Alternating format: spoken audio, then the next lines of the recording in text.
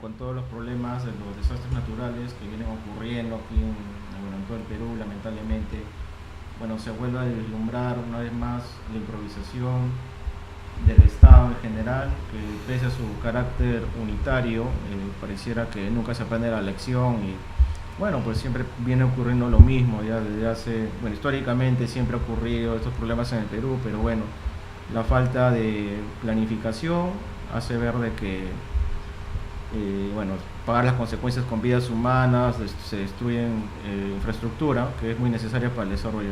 El día de hoy tenemos una entrevista bastante especial con la abogada Joana Rodríguez, quien es abogada especialista en Derecho Civil e Inmobiliario. El día de hoy vamos a abordar acerca del saneamiento físico legal de propiedades, que como hace un momento conversamos por interno, hay mucho desconocimiento en el Perú sobre esto, ¿no? Hay mucha gente que por ignorancia, por el crecimiento desmedido que se ha dado a partir de los años 40, 50, en las migraciones del campo a la ciudad, existen lo que nosotros conocemos como muchas migraciones, invasiones de lugares que actualmente son distritos y que ha hecho que muchas capitales de provincia y mismo Lima crezcan de una manera desmedida, en el cual muchos pueden tener títulos o escrituras, pero de ahí pasar a la inscripción registral, que realmente da seguridad jurídica, que muchas veces sirven de un respaldo incluso financiero para muchos emprendimientos, no se da, ¿no? Entonces es un tema que yo creo que es importante abordarlo. ¿Cómo estás, Joana, y tu saludo a nuestros seguidores? Buenas tardes, Víctor, muchas gracias. Estoy contenta de estar participando acá en tu programa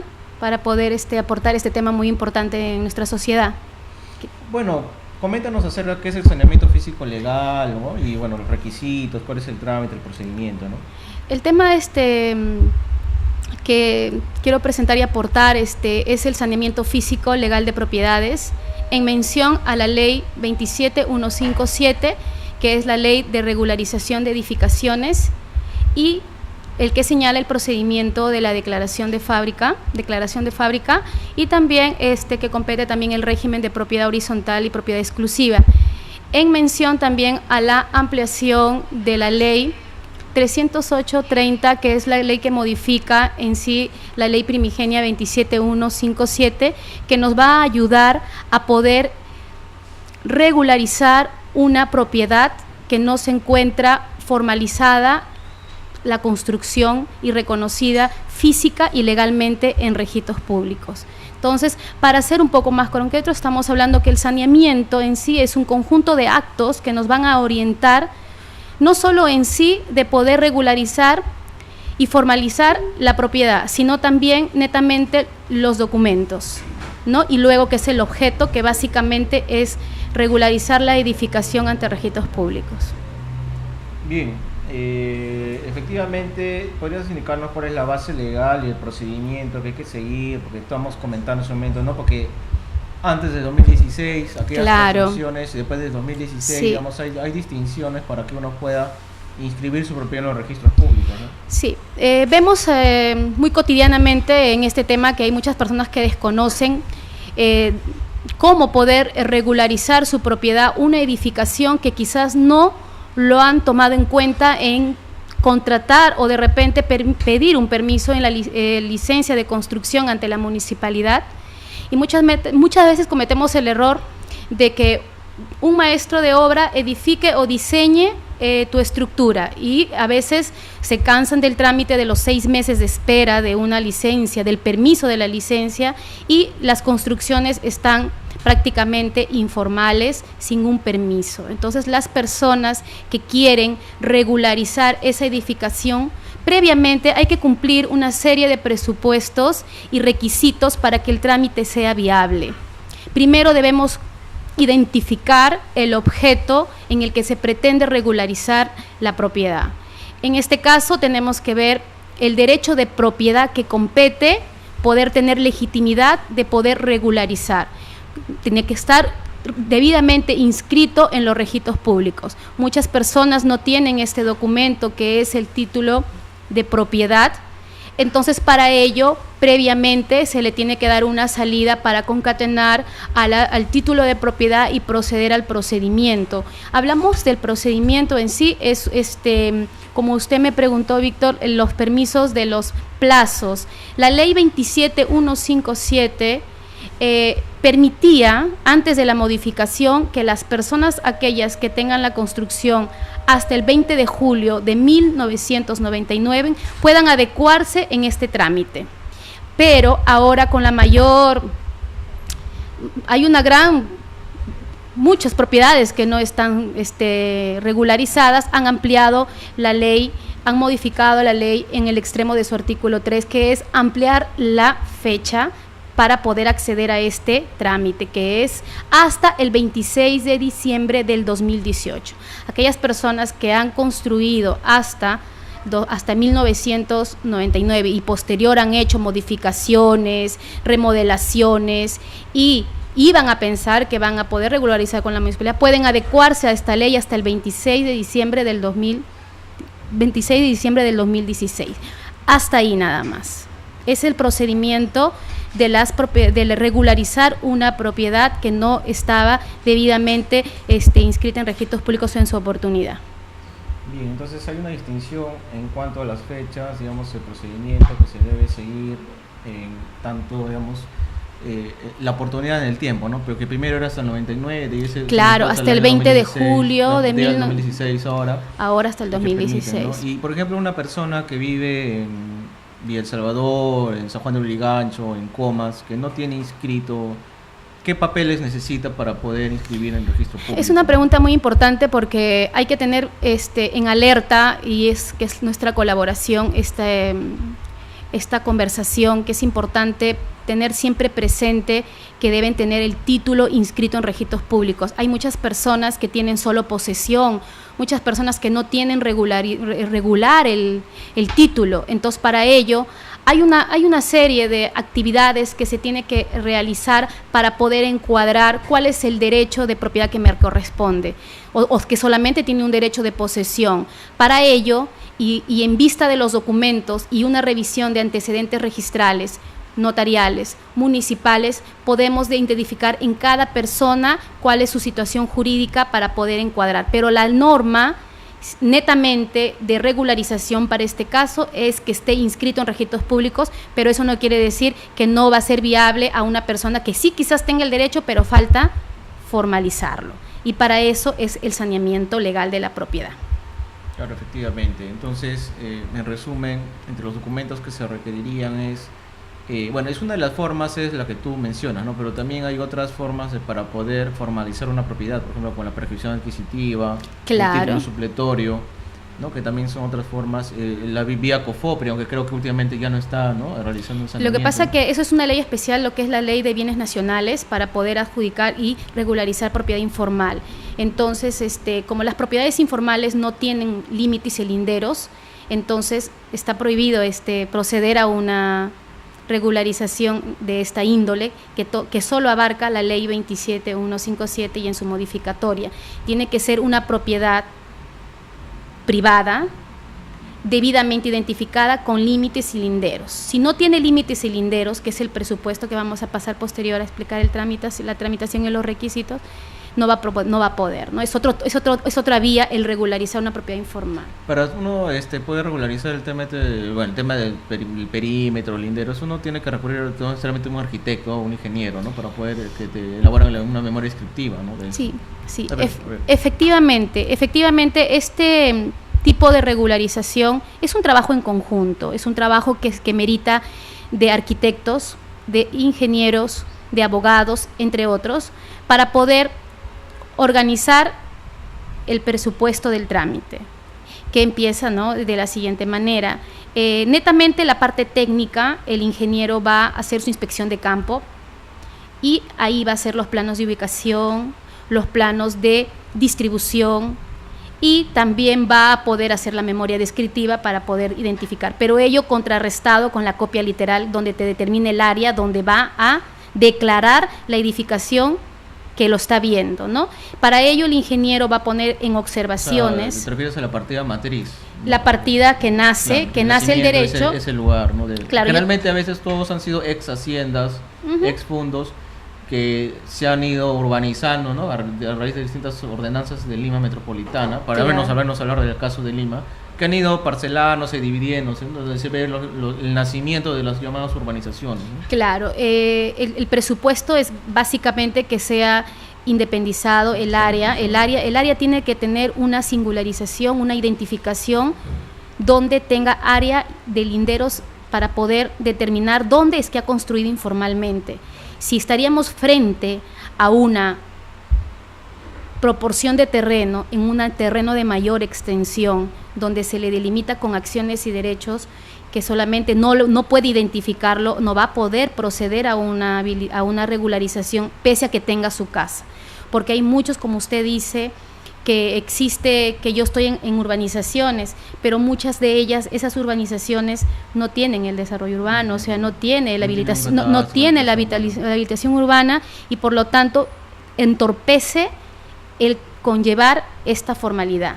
Para eso es que previamente yo le expliqué el saneamiento para poder identificar el caso en particular, pero todo es viable, no todo es subsanable, todo es en concatenarlo y poder conllevar todo un orden para poder obtener este beneficio que nos ayuda mucho a todos, tener regularizada la propiedad y debidamente declarada, ¿no? O sea, lo primero que se tiene que hacer en resumen es el certificado de parámetros y linderos, después la ubicación de la partida matriz registral, claro, después, ¿qué más? El inmueble tiene que tener la copia literal donde manifieste la identificación, y como le expliqué, el ingeniero va a hacer un expediente técnico.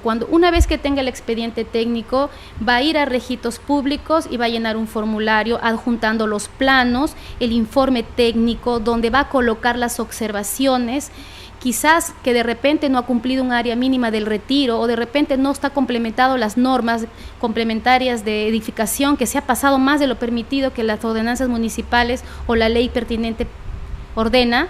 Entonces él va a tener que inscribirlo, las observaciones, y posible esa inscripción tenga cargas, ¿no? Porque el verificador pues tiene que decir la verdad, ¿no? Porque es bajo responsabilidad funcional. O sea, va un verificador del registro público, ¿no? A observar y ver si es verdad lo que se ha presentado, sí, corresponde, ¿no? Sí, un ingeniero que hace este tipo de trabajo tiene que ser verificador inscrito en registros públicos, activo y hábil para este trabajo. Si no, nos va a salir observado, claro, el título.